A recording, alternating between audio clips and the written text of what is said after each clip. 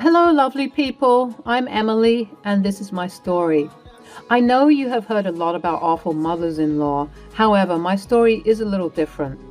My story is going to give you hope that good mothers in law do exist in the world. While I was not so lucky to have a good husband, I did get an awesome mother in law.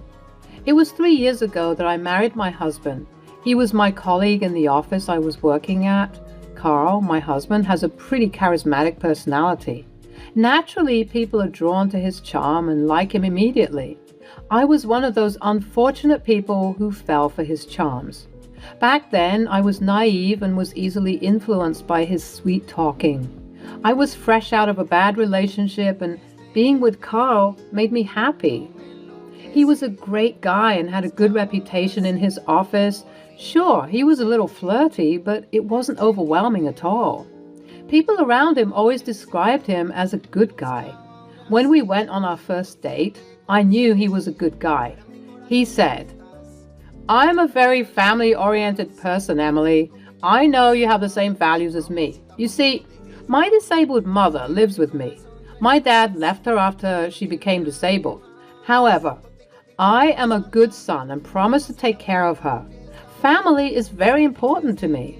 "I'm glad you said that, Carl. I love that you take care of your mother. It must be hard taking care of the entire household and balancing your work life."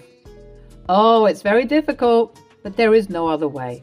I do hire a caretaker for my mom. It's quite expensive, but I want the best for her. Anything to make her life a little easier." His thoughtfulness and immense love for his mother won me over in no time. I was my mom's caregiver before she passed away from cancer. So I knew exactly how taxing it might be to be responsible for another person. It just made me respect him a little more. I didn't know that he had malicious intent behind taking care of his mom. Anyway, we dated pretty steadily for 2 years. I did have a higher income than him, but I didn't mind. He didn't feel emasculated because his partner was earning more money.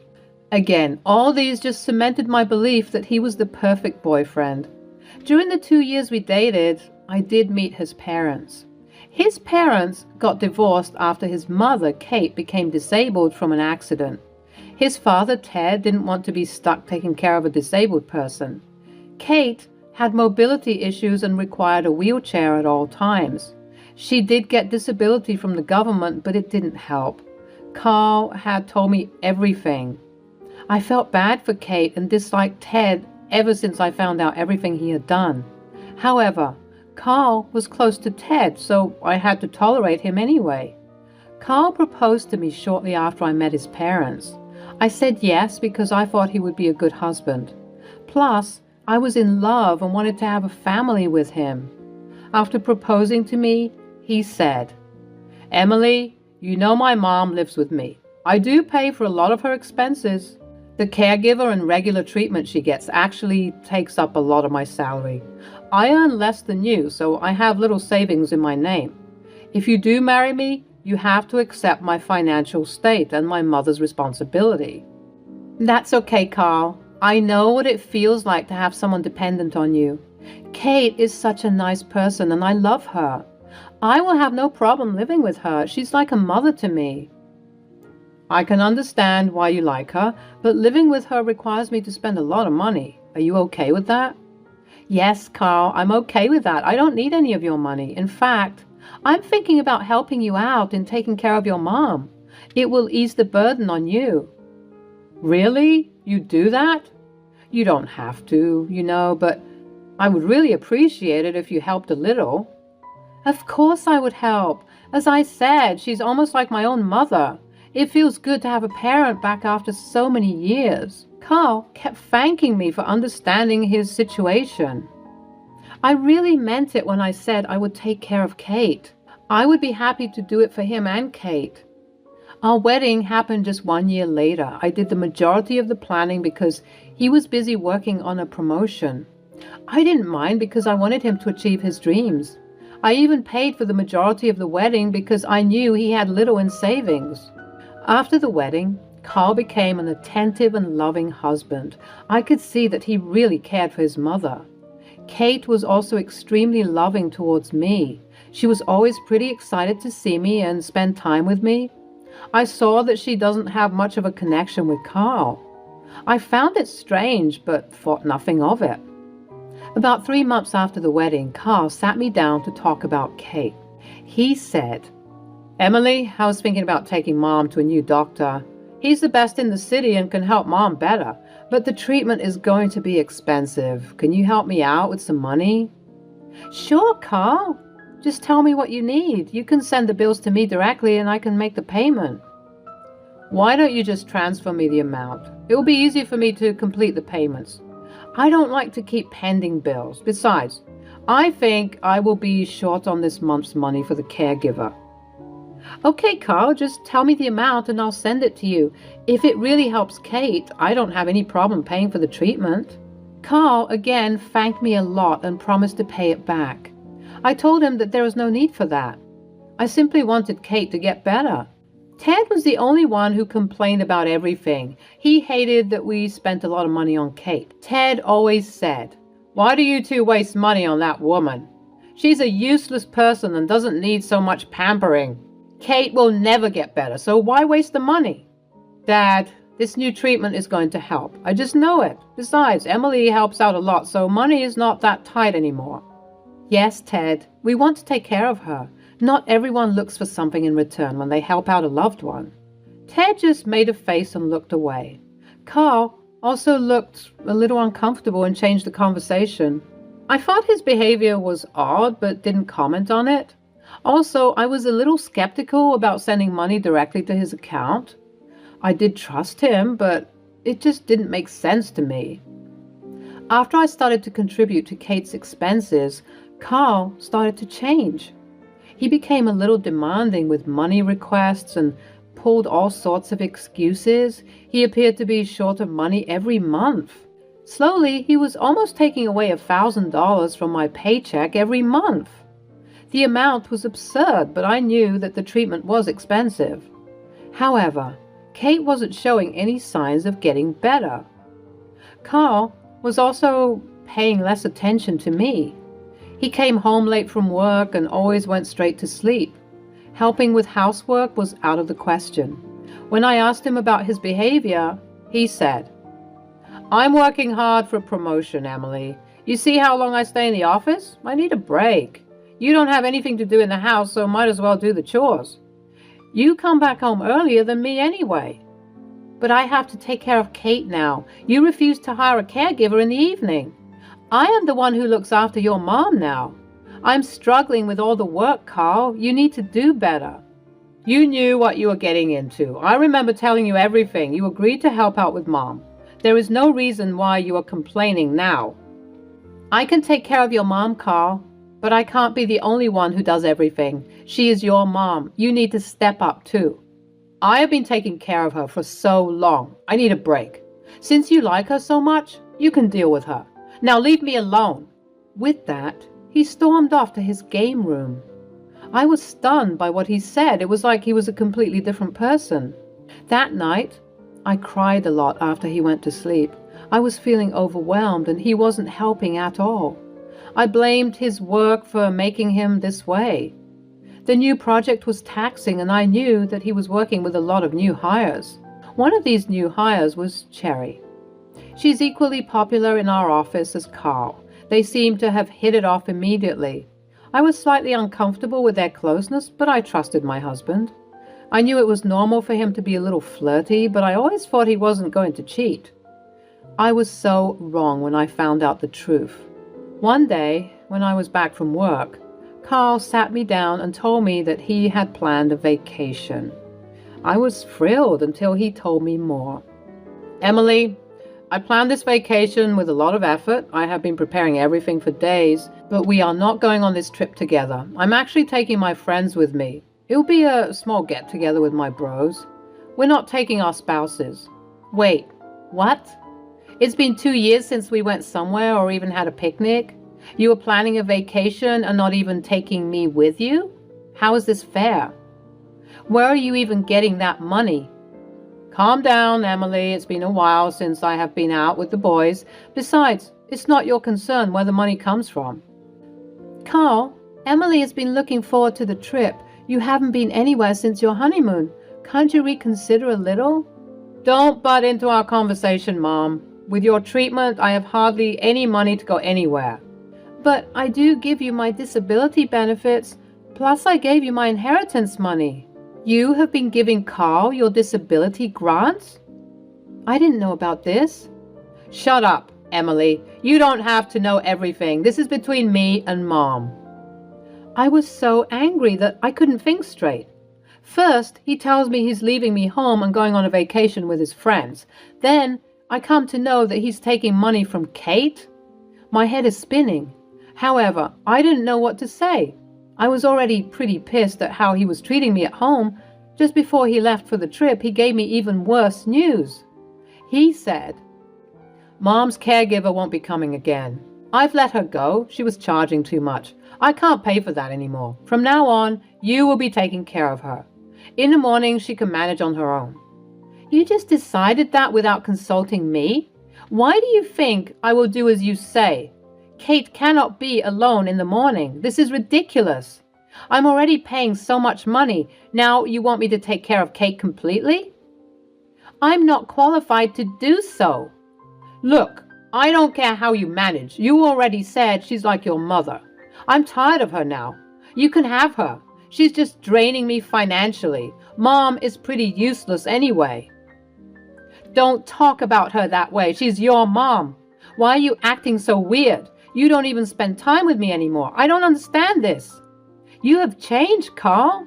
Carl wouldn't talk to me anymore. He just left the house and didn't return till late at night. I stayed up for him and waited. However, he just got home and went straight to bed. Kate heard our entire conversation and was pretty hurt. She also apologized for being a burden on me. I told her that she's not a burden. After a couple of days, everything was back to normal at home. Taking care of Kate was hard, but I was managing. I even shifted to work from home to help Kate out. However, things between me and Carl was still tense. The day before his trip, I had to go to the office to submit a file in person. I met Cherry on the way. She smirked at me and said, Hey, Emily, I heard you're back at home taking care of your mother-in-law. What a shame. The weather's great and it will be a nice trip to the beach. Good thing my weekends involve more than babysitting a disabled lady. What do you mean, Cherry? And don't talk about Kate that way. Well, whatever. See you around, Emily. Carl and I are pretty busy these days. You don't need to wait for him. I'll tell you said hi. Bye. I didn't like the way Cherry spoke to me. My senses were immediately on alert. Her words also caught in my head. I knew something was going on between them. I went home without seeing Carl. I didn't feel like seeing his face. When he came home that night, he seemed excessively giddy. The vacation was really making him very happy. Cherry's words kept playing in my head, so I decided to snoop a little. What I found on his phone stunned me. He and Cherry were the ones going for the seaside vacation. There was no plan with his guy friends. It was a getaway with his mistress. I scrolled through the messages and found that he had been cheating on me with Cherry for 6 months. He even sent her money and bought her gifts with the money I was giving him. I was crushed.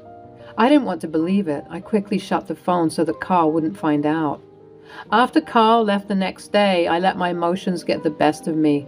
I cried the entire day and kept thinking about my life. I made the mistake of marrying a cheater. All this time, I was hoping Carl would go back to his loving self. He was just turning out to be even worse. He was off on a romantic vacation with his mistress while I looked after his mother. Kate found me upset and crying in my bedroom. She sat me down and told me to talk to her. I said, Carl is cheating on me, Kate. He left to have a vacation with his mistress. I found out yesterday. I don't know what to do. I didn't stop him because it was useless. He had already been with her. I don't want to see his face again. Oh my God, Emily, I'm so sorry. I can't believe he did this. This is not how I raised my son. Day by day, he's turning into his father. You need to do something, Emily. What will I do, Kate? You know I've been giving him money for your treatment. Turns out he was spending that on his mistress. I feel humiliated. You were sending him money? Why would you do that, Emily? I didn't start any new treatment. In fact, he didn't take me to a doctor for an entire year. When we go out, he simply drives around and goes to a restaurant. He eats out with his friends and leaves me in the car. What? So he hasn't been helping you at all? No, Emily, he just wants to take my money and spend it on himself.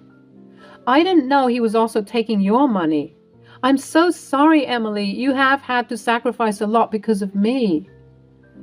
You need to divorce Carl. He's leeching off of you. Don't let him disrespect you like me. Don't say that, Kate. I like taking care of you. I love you like my own mom.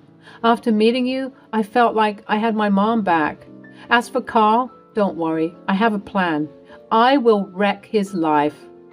I assured Kate that I was fine. I wasn't going to let Carl take advantage of him. I am also going to make Cherry pay for messing with my marriage. I had already taken screenshots of the proof of cheating from Carl's mobile. This trip will be the last vacation he takes in a while. The first thing I did the next day was to contact a divorce lawyer. I met with a good lawyer and gave him all the proof I had. I was also going to sue Cherry for alienation of affection. With the evidence I had, my lawyer was confident that I would win. He advised me against talking to human resources before the divorce. If Carl loses his job, he may demand alimony. My lawyer drew the divorce papers before Carl came back. When Carl returned from his vacation, I was ready and waiting for him.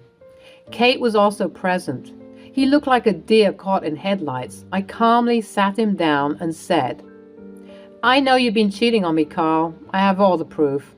I have drafted divorce papers to make things easier for you. I'm leaving you, Carl. You can go stay with your side piece. What? No, you have zero proof of my cheating. There is no way I'm signing those papers. I have screenshots from your mobile, Carl. You cannot deny it. Plus, I have proof you were sending her money from our joint account. You think I was dumb enough not to check that? Emily, listen to me. You cannot leave. Let's talk. You need to think about it. Mom, she needs you more than me anyway. Who will take care of her if you leave? I can't afford to do it. I know what you have been doing with my money, Carl. I also know that Kate has been giving you her disability grants. She is the one who said I need to divorce you. I would have done it anyway since you have been taking advantage of me. I will take care of Kate. She is not your problem anymore.